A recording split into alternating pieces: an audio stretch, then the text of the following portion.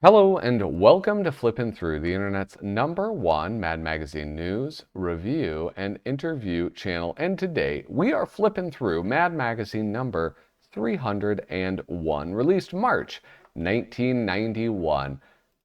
Our price, $1.75, which is indeed cheap. But before we do that, please allow me to remind you, hit like, hit subscribe, and leave a comment down below. Ooh, it's so exciting. 785 the last time I checked. This channel is growing like really quickly.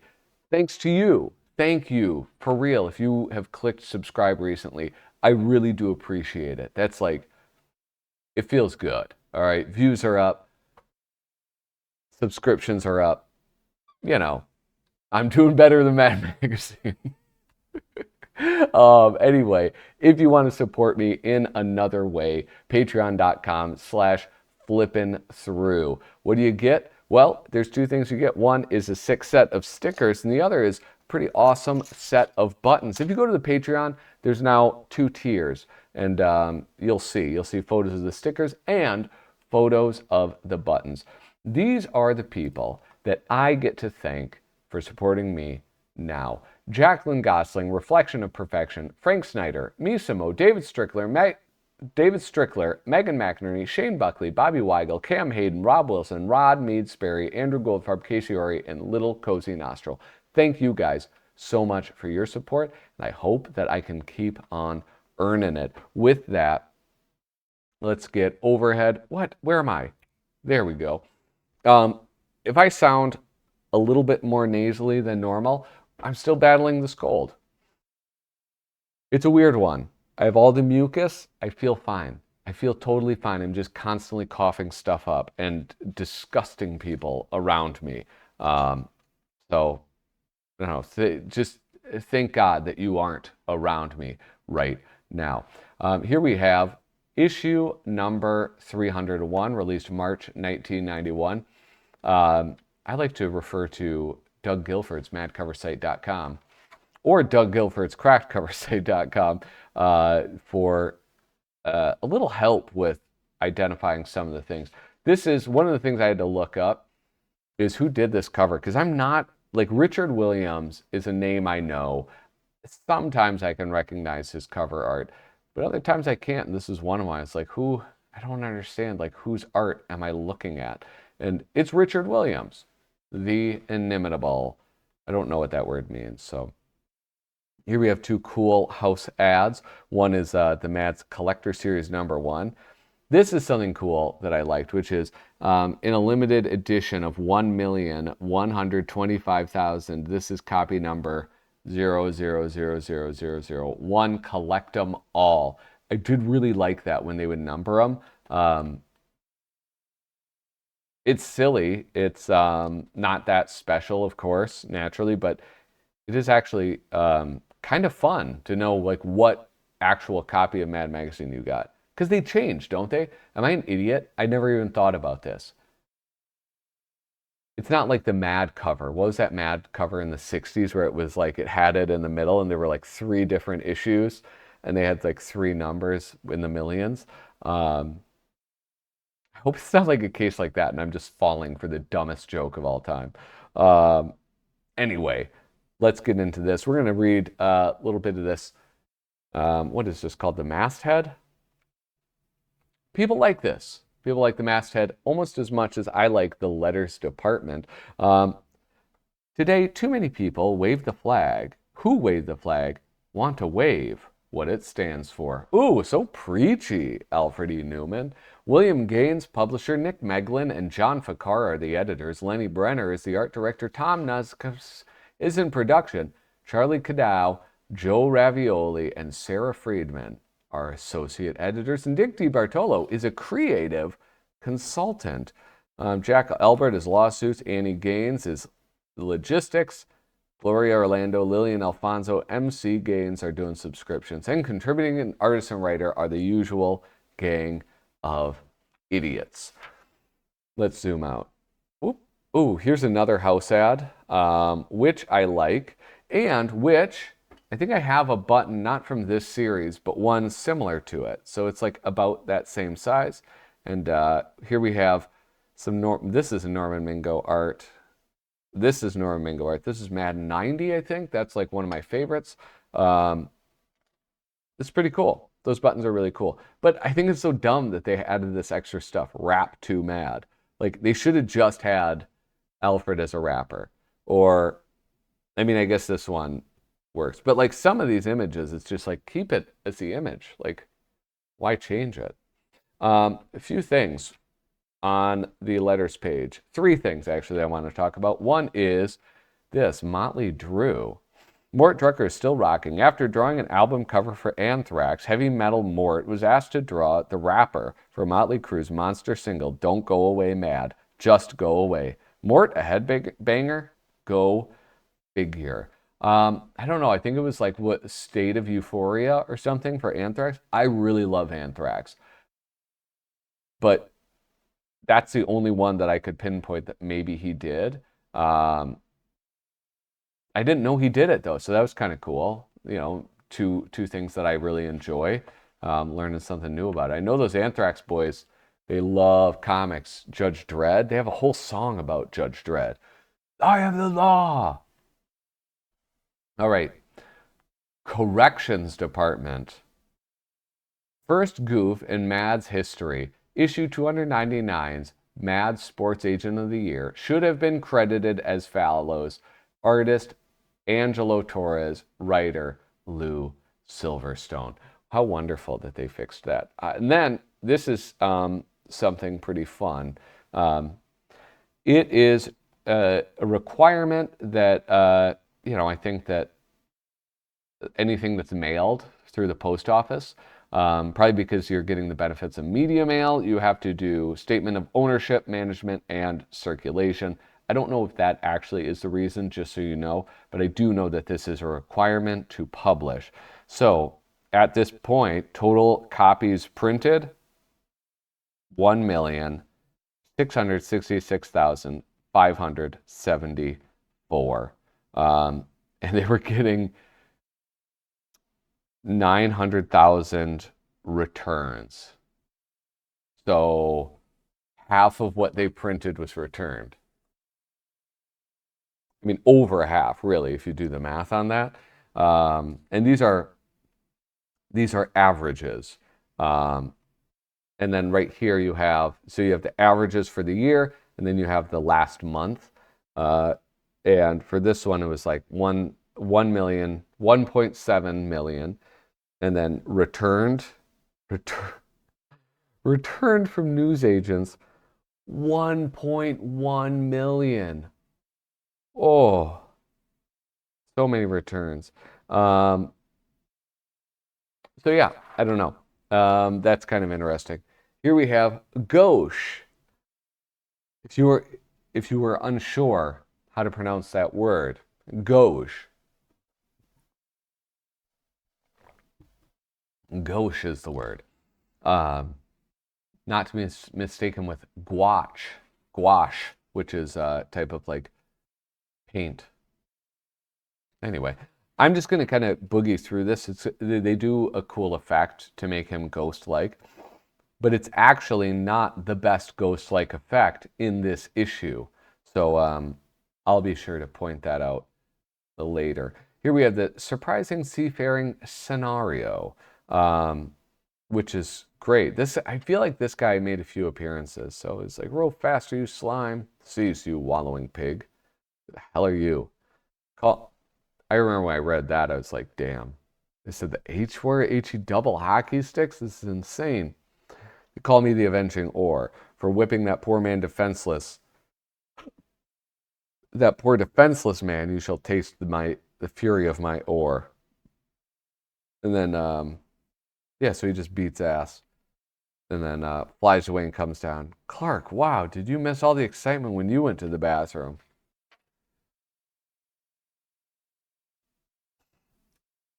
Just what is an eternal optimist? Now, this was pretty cool. What I like about this is artist Jerry Gersten. Here we have an eternal optimist clicks on HBO and expects to see a movie that they haven't shown 900 times before. Uh, the thing is with Jerry Gersten is like a hell of an illustrator, and he would do a lot of political cartoons. I think that's actually where I know him from a little bit more. It's like from the New Yorker or like, is it the Atlantic or something? What I really, really know him for MAD isn't stuff like this. It's stuff like, what was it? Frank Jacobs. He did two illustrations. One was for Ronald Reagan. It was called, instead of the Raven, it was the Reagan. And he did this amazing illustration. And then I think there was another one that he did. I thought there was. I meant to look it up. I thought I was looking at it, but now I see that I didn't. But the Reagan illustration was amazing. And we're actually going to see an example, not from Jerry, though. I love this dude's style. I think it's just fantastic. Here we have this from Caldwell. Have you ever seen an idiotic new product, silly fad, or stupid custom, and then wondered to yourself, what in the heck were they thinking when they came up with that? Well, Einstein, wonder no more. We deep thinkers at MAD have delved into this profoundly trivial matter, and the almost significant results of our ponderances are to be found in this article called Basic Underlying Premises of Various Products, Trends, and Ideas. Let's zoom in. Let's see. The basic underlying premise of gourmet cat food. The cats have developed an appreciation and craving for fine cuisine through eons of wolfing down live insects, birds, and rodents. The basic underlying premise of Thanksgiving Day parades. And hey, a very happy Thanksgiving to you. I'm recording this the day after Thanksgiving in the year 2023. That the best symbols of heartfelt thanks to God are half-naked majorettes, commercials on wheels, and giant-sized helium-filled cartoon characters. The basic underlying premise of opposing gun control. Even though 75% of all gun victims are shot by people they know and not criminals, it's merely a statistical fluke, year after year after year. I don't get that. The basic underlying premise of radio call-in shows that folks with nothing better to do than sit up all night waiting on phone lines are among the most spellbinding conversationalists around. I actually will say they're not. I used to listen to a lot of AM radio and like call-in shows. It's why I started the call-in show portion of my live streams. It's pretty awesome.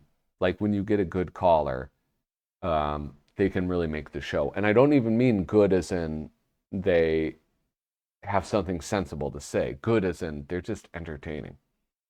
And here we see John Caldwell doing a better ghost drawing than Mort Drucker. The basic underlying premise of non-alcoholic beer. Ah, sheesh, not you again. He's seeing the pink elephants. That getting plastered is an inconvenience that people have to put up with for centuries in order to savor the taste of beer. And here we have new kids' albums of the 21st century. Greg Theakston? What? How do I even say that name? I actually have to like pass on by this. Not because it's not good, but just because there's so much good stuff in this. Case in point, a spy versus spy cartoon. This is 1991. Antonio Prohías is no longer doing it. And you see down here the signature CE. It's Bob Clark and Duck Edwing. I did like a little Porky Pig. Did a Duck Edwing. And it's a pretty good one. I don't know. They took over the reins pretty well. I don't think anybody who's done Spy vs. Spy has been horrible. You know, like none of them touch Prohías, obviously, but none of them have been horrible. Here we have the lighter side up. Now, what is this? Man's like really pushing gun control. I'd like to buy a semi-automatic combat assault rifle. I suppose you have strict requirements. Just one, but it's extremely important. You've got to have money. Like, who is this nerd selling guns? Like, that doesn't make any sense. He's not even like dressed up like a gentleman hunter. He's just dressed up like a professor or something. Anyway, how irritating. Oh, the office. Here we go. The lighter side of the office. Boss, the staff got together last night, and it's our joint opinion. Hold it right there, Buster. When I want the opinion of this staff, I'll give it to ya. There we go. Perfect. Now, this is what I was talking about with the Reagan that Jerry Gersten drew for Mad Magazine. Really quite similar, and Frank Jacobs did like a write-up of that, and now he does the Battle Hymn of the Republic, renamed the Hymn of the Battered Republic. I'll do a couple verses. I got a little bit of a cold, but I'm going to go. Our eyes have seen the sorrow of a nation gone to pot, where the loonies carry handguns and the passerbys get shot, where the farms are going under and the cities burn and rot. The glory days are gone. Lordy, Lordy, how'd we do it? Now we have to suffer through it. Had our chance, but really blew it. The glory days are gone. And it's really good. It's like, Frank Jacobs is awesome. It's like all really well written. And the thing I notice is like sometimes people struggle with when they're writing poems is getting the meter correct, because sometimes it doesn't, you think it's one thing, but it really isn't. And yeah, Frank Jacobs never stumbles with that. Yeah, we've a budget we can't balance, so once we're in the chips. We've been overspending billions for outmoded planes and ships. If you haven't figured out who'll fit the bill, just read our lips. The debts keep piling on. Ah, beautiful. I wish I could sing the whole thing just for you guys. Leave a comment down below if you want me to sing that song. I'll make a special video and sing if I get enough comments. I probably won't. But try it. I don't know. Here we have little known and rarely called sports infractions. It's a sports one. Guess who drew it? That's right. Sorry, I just had a coughing fit. And I almost said the wrong name. I said Mike Snyder, but that's the writer. Obviously, it's Jack Davis. And here we have his beautiful Alfred E. Neuman. Here we have resumption of play before the network returns from a commercial. How about this? I tried to watch that. Like, I don't watch football that often. I tried to watch their big Black Friday football thing with the Jets versus Dolphins. The amount of commercials, like how do people watch that sport? I watched Formula One. There's zero commercials for like 2 hours. I don't understand how people watch football. It's unbearable. I had to turn it off. I couldn't even watch it. Failure to dive into press table for ball during a college game with pro scouts in attendance. I'm going to be honest, this might be hilarious. I got that reference because I just suffered through it. I don't get that one. Unseemly display of good taste in clothing worn by a professional golfer. Was that it? That's a shot at Payne Stewart. Inappropriate. Here we have warning labels of the future and some beautiful, beautiful work by Bobby Clark. Here we have, okay, I'm going to say this. Some of the best parts of this is great Bob Clark. All right. Bob Clark, so good at drawing babes, first off. Second off, Bob Clark, just so good at drawing people. Third off, these logos, like sticky stuff glue, the super bike, well, that one's not that great. The Little Indian toy bow and arrow set, big hit hammer. These things are so cool. These like little letter designs. I absolutely love them. Apologies for just hacking into the mic. Let's read the sticky glue. Do not use sticky glue on plastic, wood, paper, fabric, or any other materials not expressly covered by our warranty. Once the tube is open, do not inhale or exhale within the 2-mile radius of this product. Store unused portion at room temperature, but under no circumstance should it be stored indoors. Any and all leftover glue must be disposed of using federally approved guidelines for explosives and other hazardous toxic materials. I mean, that's what it's like. Little Indian toy bow and arrow set. Warning, this toy is not a toy. Do not view or open this package unless in the presence of an adult American Indian. Keep arrows in a secure place far away from bow. Keep bow in a secure place far away from arrows. Under no circumstance should this bow be used to shoot arrows at any person, animal, object, or target. I do especially love that one too, because it's like, how many toys are like that like shoot things? And they're like, don't shoot it at people or things. Like, what's the point of it? This is such a bummer because like I'm realizing I'm like just halfway through this, or like recently halfway through it. There's so much good stuff. The new benchmarks, records, and barriers that mankind is rapidly approaching, part 1. Sergio Aragones. There are so many great, great illustrations in here. Like, oh, look, there's Simpsons Land. That's funny. 100-year-old primetime soap star. And look at, like, half of her face is all like wrinkly and the other half is getting caked with makeup. The 200 decibel stand-up comedian. That's what's his face.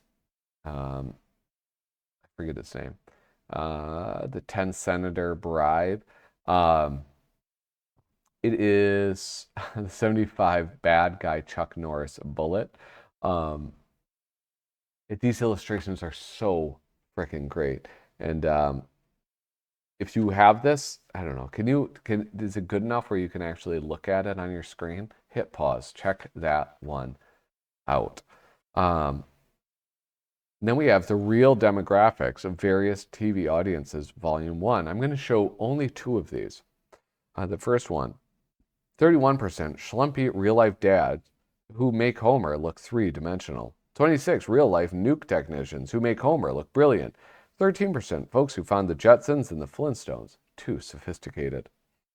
3% Disney animators wondering why they spent all those years working so hard. 12% toy and doll makers who missed the Elf bandwagon, not about to be caught napping again. 14% kids about to be seriously injured when they try to give themselves a haircut like Bart's. 1% Fox executives peeing their pants over finally having a hit. I didn't realize that, like, The Simpsons, I mean, I was 6 years old in 1991. I remember watching The Simpsons and loving The Simpsons. I didn't realize that there was like, I didn't realize Fox was a joke. I didn't realize that The Simpsons was criticized for anything ever. Now this, the typical Father Dowling Mysteries audience. Why this one? Why? I will tell you why. Father Dowling Mysteries was created by none other than my uncle, Ralph McInerney. That's right. For this amazing mystery-solving Catholic priest and beautiful nun sidekick, you have my uncle to thank. So please leave comments down below. 64% Tom Bosley's fellow cast members from Happy Days and all its spin-offs. 11% very disturbed and lonely guys with a thing for Tracy Nell.